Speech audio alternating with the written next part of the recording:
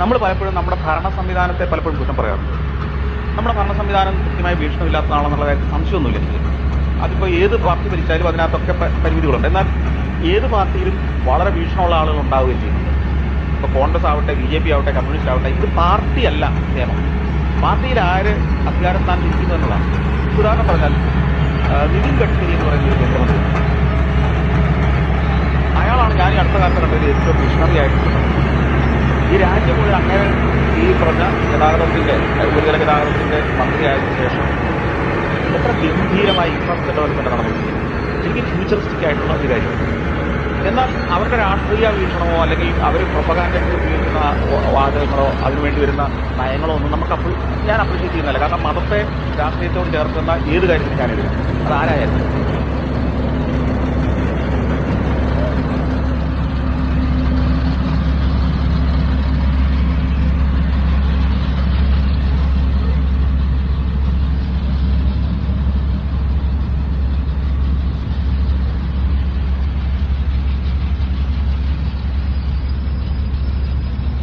നല്ല ചൂടുണ്ട് കേട്ടോ.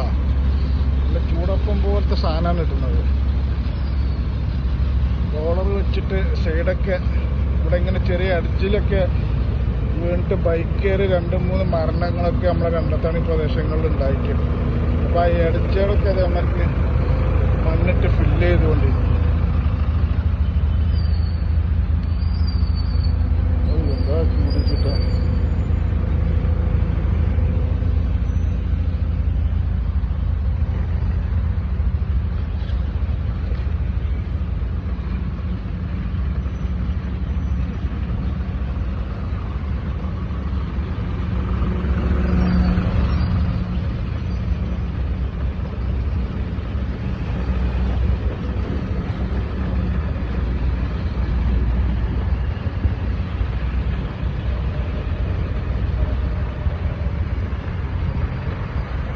നാഷണൽ ഹൈവേ വേണ്ട, നമ്മളെ മൂച്ചിക്കലാണ്, രണ്ടത്താണി അണ്ടർപാസിന്റെ മേലെ. ഇവിടെ സ്പീഡ് റഡാറ് വെച്ചിട്ടുണ്ട്.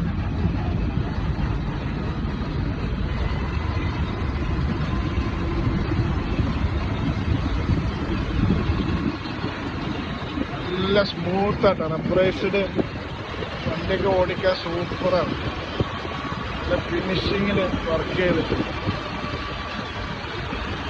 ഇത് നമ്മളെ രണ്ടത്താണി മൂച്ചിക്കൽ സർവീസ് റോഡാണ്. ഏറ്റവും പുതിയ ഇപ്പോൾ ടാറിങ് കഴിഞ്ഞ